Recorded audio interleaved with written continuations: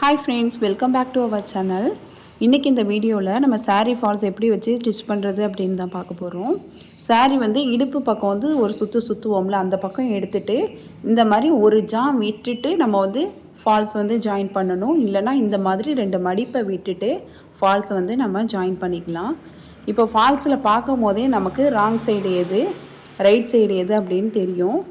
உள்பக்கமாக மடிச்சிருப்பாங்க, நம்ம ஓரம் அடிப்போம்ல அந்த மாதிரி மடிச்சிருப்பாங்க. இப்போ ஃபால்ஸோட ராங் சைடு வந்து பார்டரோட ராங் சைடு பார்த்தா மாதிரி நம்ம வச்சுட்டு ஸ்டார்டிங்கில் கொஞ்சமாக இந்த மாதிரி மடித்து விட்டுட்டு அதுக்கப்புறமா நம்ம தையல் போட ஸ்டார்ட் பண்ணணும். இப்போ வாங்க எப்படி ஸ்டிச் பண்ணுறது அப்படின்னு பார்க்கலாம். ஃபஸ்ட்டு வந்து சாரியோட அந்த இடுப்பு பகுதி சொருவோம்ல, அந்த பகுதி வந்து நம்ம எடுத்துக்கணும். நான் சொன்ன மாதிரி கையை வச்சு ஃபஸ்ட்டு ஒரு ஜாம் விட்டுக்கலாம், இல்லைனா ஒரு 10 இன்ச்சு கிட்டே விட்டுக்கலாம். இல்லைனா இந்த மடிப்பு இருக்குல்ல அந்த சாரியில், அந்த 2 மடிப்பை வந்து நம்ம விட்டுட்டு அதுக்கப்புறமா நம்ம வந்து ஃபால்ஸை ஜாயின் பண்ணிக்கலாம். இப்போது சாரியோட ராங் சைடு மேல் பக்கமாக இருக்கிற மாதிரி நம்ம போட்டிருக்கோம். இப்போ பார்டர் வந்து ராங் சைடில் இருக்குது. அதே மாதிரி ஃபால்ஸோட ராங் சைடும் பார்டரோட ராங் சைடும் ஒன்றா இருக்கிற மாதிரி வச்சுட்டு ஸ்டார்டிங்கில் இந்த மாதிரி கொஞ்சமாக துணியை வந்து மடித்து விட்டுட்டு நம்ம ஓரத்தில் தையல் போடணும். பார்டரை தாண்டியும் ஃபால்ஸ் வந்துடக்கூடாது, பார்டருக்கு மேலேயும் போயிடக்கூடாது. ரெண்டுமே நம்ம நல்லா சமமாக வச்சுட்டு நம்ம வந்து ஸ்டிச்சஸ் போடணும். நம்ம எதுக்காக ஃபால்ஸ் வச்சு ஸ்டிச் பண்ணுறோம் அப்படின்னா, நம்ம கொலுசு போட்டிருக்கும் போது பார்டரில் உள்ள அந்த நூலை வந்து இழுத்துரும். ஒரு நூலை இழுத்தா கூட அந்த சாரீ ஃபுல்லாகவே அந்த நூல் இழுத்துக்கிட்டு ஒரு மாதிரி சுருக்கமாக இருக்கும். அதனால தான் நம்ம வந்து ஃபால்ஸ் வச்சு ஸ்டிச் பண்ணும்போது கொலுசு அந்த மாதிரி மாட்டி எந்த டேமேஜும் வராது, சாரியும் ரொம்ப நாளைக்கு வரும். இந்த மாதிரி கொஞ்சம் கொஞ்சமாக நம்ம பொறுமையாக ஸ்டிச் பண்ணிக்கணும். பார்டரை தாண்டியும் ஃபால்ஸ் வந்துடாமல் ரெண்டும் சமமாக இருக்கான்னு பார்த்து கொஞ்சம் கொஞ்சமாக ஸ்டிச் பண்ணும்.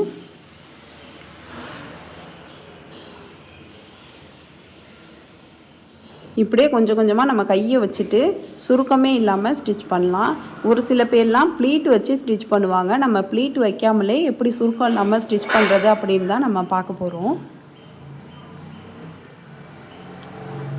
இந்த மாதிரி கொஞ்சம் கொஞ்சமாக பொறுமையாக நம்ம ஸ்டிச் பண்ணிக்கலாம். ஃபால்ஸ் ஸ்டிச் பண்ணும்போது பொறுமையாக தான் ஸ்டிச் பண்ணும். கொஞ்சம் நவந்துட்டால் கூட அது ஃபினிஷிங் வந்து நல்லா வராது. இந்த சாரீ ஃபால்ஸ் எங்கே வாங்கணும்னா, நீங்கள் சாரீ வாங்குகிற கடையிலே கேட்டால் கொடுப்பாங்க. அதே மாதிரி நம்ம சாரீ கலருக்கு நம்ம வாங்கிடக்கூடாது. பார்டர் என்ன கலரில் இருக்கோ அந்த கலரில் தான் நம்ம ஃபால்ஸ் வாங்கணும்.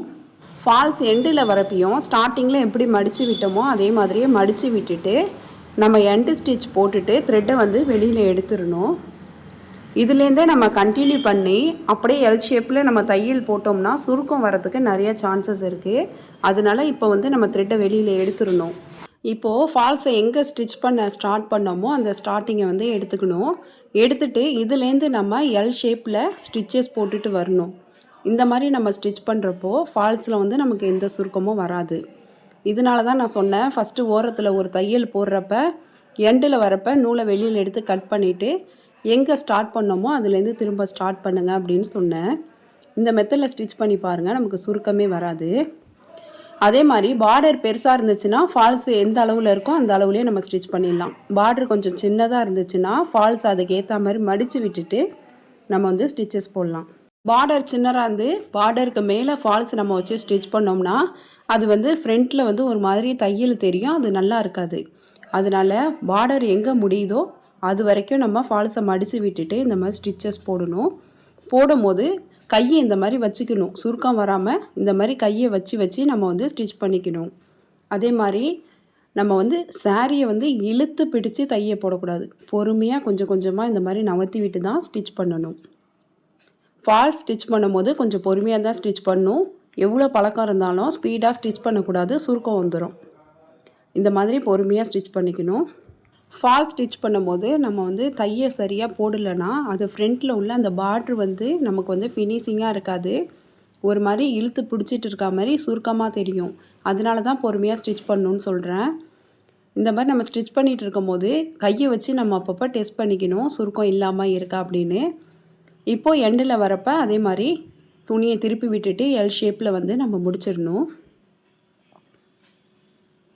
இப்போ நம்ம எந்த இடத்துலையும் ப்ளீட் வைக்கவே இல்லை, எவ்வளோ ஃபினிஷிங்காக இருக்குதுன்னு பாருங்கள். இந்த மாதிரி கையால் நம்ம இப்படி நவர்த்தி பார்க்கணும். இப்படி தேய்ச்சி பார்க்கும் போதே நமக்கு வந்து சுருக்கம் இருக்கா இல்லையா அப்படின்னு தெரியும்.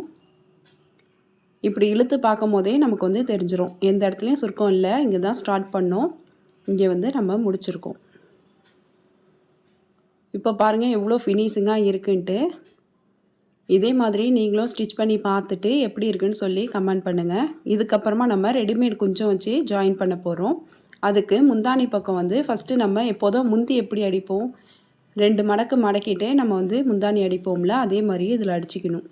இல்லை நம்ம ரொம்ப மெல்லிஸாக நம்ம மடித்து ஸ்டிச் பண்ணாமல், இப்போ ரெடிமேடு குஞ்சம் நம்ம வாங்கியிருப்போம்ல, அதில் வந்து ஒரு லேஸ் இருக்கும். அந்த லேஸோட அகலம் எவ்வளோ இருக்கோ அந்த அகலத்தில் வந்து நம்ம மடித்து முந்தானி அடிச்சிக்கணும். ஒரே அளவாகவே அடித்தா தான் நம்ம பார்க்குறதுக்கு ஃபினிஷிங்காக இருக்கும். அந்த முந்தானி டிசைன் வந்து நமக்கு நீட்டாக இருக்கும். ஒரே அளவாக தான் நம்ம மடித்து முந்தானியை ஸ்டிச் பண்ணணும். எண்டில் வரப்போ இந்த மாதிரி எண்டு ஸ்டிச் போட்டு பேக் ஸ்டிச் போட்டு நம்ம த்ரெட்டை கட் பண்ணிடலாம். இதுக்கப்புறம் நம்ம வந்து ஸ்டோன் டேசல் தான் வச்சுருக்கோம், ஸ்டோன் கொஞ்சம் வச்சுருக்கோம். அதனால் என்ன பண்ண போகிறோன்னா மேலே அட்டாச் பண்ண போகிறோம். இதே ப்ளைன் கொஞ்சமாக இருந்துச்சுன்னா கீழே அட்டாச் பண்ணுவோம். இதில் ஸ்டோன் இருக்கிறதுனால இப்போ வந்து மேலே அட்டாச் பண்ணுறோம். ஸ்டார்டிங்கில் உள்பக்கமாக மடித்து விட்டுட்டு அதுக்கப்புறமா நம்ம ஓரத்தில் தையல் போடணும். ஏன்னா நம்ம 2 தையல் போட போகிறோம். ஃபஸ்ட்டு ஒரு தையல் வந்து ஓரத்தில் போட்டுக்கணும். ஸ்டோன் மேலே நீடில் படாத அளவுக்கு நம்ம வந்து பொறுமையாக ஸ்டிச் பண்ணிக்கணும். எண்டில் வரப்பையும் அதே மாதிரியே கொஞ்சமாக வந்து உள்பக்கமாக மடித்து விட்டுக்கணும்.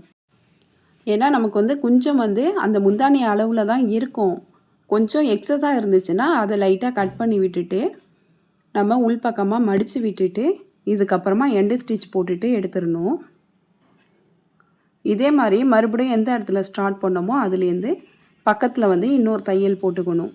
அப்படி போடும்போது தான் நமக்கு வந்து கொஞ்சம் வந்து ஃபினிஷிங்காக இருக்கும். ஒரு தையலோடு நம்ம நிப்பாட்டிட்டோம்னா அது லேஸ் வந்து ஒரு மாதிரி கீழே உழுவுற மாதிரி தெரியும். அது வந்து சாரியோட சேர்ந்து அட்டாச் ஆன மாதிரி தெரியாது. அது அந்த அளவுக்கு நல்லா இருக்காது.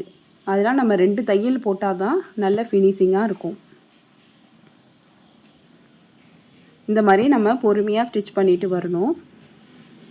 நம்ம சாரீ வாங்கிட்டு அவசரத்தில் குஞ்சம் கட்டுறதுக்கு டைம் இருக்காது. ஏன்னா நிறையா சாரீ வச்சுருப்பாங்க கடையில். 1 ஹவர் வெயிட் பண்ணணும், 2 ஹவர்ஸ் வெயிட் பண்ணணும்னு சொல்லுவாங்க. அது நம்மளால் முடியாது. அப்படி உள்ள டயத்தில் இந்த மாதிரி ரெடிமேடு குஞ்சம் வாங்கி நம்ம அட்டாச் பண்ணிக்கலாம். இப்போ பாருங்கள் எவ்வளோ கிராண்ட் லுக்கில் இருக்குன்னு. சாரீ இன்னும் கிராண்டாக இருக்குது ஸ்டோன் லேஸ் வச்சதுனால. இதுக்கப்புறம் எப்படி ப்ளைன் லேஸ் வச்சு ஸ்டிச் பண்ணுறது அப்படின்னும் நம்ம பார்க்கலாம். அதே மாதிரி நான் வந்து முந்தானியை வந்து மடித்து ஸ்டிச் பண்ணியிருக்கேன். இது ப்ளைன் லேஸ். எது சைனிங்காக இருக்கோ அது மேல் பக்கம் இருக்கிற மாதிரி வச்சுட்டு அதுக்கு மேலே நம்ம முந்தானி வச்சு ஸ்டிச் பண்ணுறோம். ப்ளைன் கொஞ்சம் நம்ம யூஸ் பண்ணும்போது இந்த மாதிரி கீழ் பக்கமாக வச்சு தான் ஸ்டிச் பண்ணும். ஸ்டோன் கொஞ்சம் யூஸ் பண்ணும்போது நம்ம மேல் பக்கம் வச்சு ஸ்டிச் பண்ணிக்கலாம். ஸ்டார்டிங்கில் வரப்போ எப்போதுமே அந்த குஞ்சமை வந்து உள்பக்கமாக மடித்து விட்டுட்டு அதுக்கப்புறம் தான் நம்ம ஸ்டிச்சஸ் போட ஸ்டார்ட் பண்ணோம். ஏன்னா அப்படியே வச்சு ஸ்டிச் பண்ணிட்டோன்னா ஓரத்துலலாம் பிசிறாக பிரிஞ்சிட்டு வரும். அது அந்தளவுக்கு நமக்கு ஃபினிஷிங்காக இருக்காது. அதே மாதிரி எண்டில் வரப்பையும் நம்ம உள்பக்கமாக மடித்து விட்டுட்டு தான் நம்ம வந்து எண்டு ஸ்டிச் போட்டுட்டு த்ரெட்டை வந்து நம்ம கட் பண்ணிடணும். இதுக்கப்புறம் எக்ஸஸாக உள்ள அந்த டேஸில் வந்து நம்ம கட் பண்ணி எடுத்துடலாம். அந்த முந்தானி எது வரைக்கும் முடியுதோ அது வரைக்கும் மட்டும் இருந்தால் போதும். இந்த மாதிரி எக்ஸஸாக உள்ளதை வந்து நம்ம கட் பண்ணி எடுத்துடலாம். அப்போ தான் ஃபினிஷிங் வந்து நமக்கு சூப்பராக இருக்கும். சாரியை தாண்டி வந்தால் அது அந்தளவுக்கு நல்லா இருக்காது. இப்போ பாருங்கள் எவ்வளோ ஃபினிஷிங்காக இருக்குன்னு. பக்கத்தில் இன்னொரு தையலும் நம்ம போட்டுக்கணும். ஏன்னா நம்ம பக்கத்தில் 2 தையல் நம்ம போடும் போது தான் அது சாரியோட சேர்ந்து வந்தால் மாதிரி நமக்கு ஃபினிஷிங்காக இருக்கும். தனியாக வச்சு ஸ்டிச் பண்ண மாதிரி தெரியாது. டக்குன்னு யாராலையும் கண்டுபிடிக்கவும் முடியாது. இந்த மெத்தடை ஃபாலோ பண்ணி நீங்களும் ஸ்டிச் பண்ணி பார்த்துட்டு எப்படி இருக்குது அப்படின்னு சொல்லுங்கள். இந்த வீடியோ உங்களுக்கு யூஸ்ஃபுல்லாக இருந்துச்சுன்னா உங்கள் ஃப்ரெண்ட்ஸ்க்கெலாம் ஷேர் பண்ணுங்கள், லைக் பண்ணுங்கள், கமெண்ட் பண்ணுங்கள். மறக்காமல் சிவி சாய்ரா சேனலை சப்ஸ்கிரைப் பண்ணிவிட்டு பக்கத்தில் உள்ள பெல் ஐக்கானை கிளிக் பண்ணிவிடுங்க. அப்போ தான் நான் போடுற வீடியோஸ் உங்களுக்கு நோட்டிஃபிகேஷனாக வரும். தேங்க்ஸ் ஃபார் வாட்சிங்.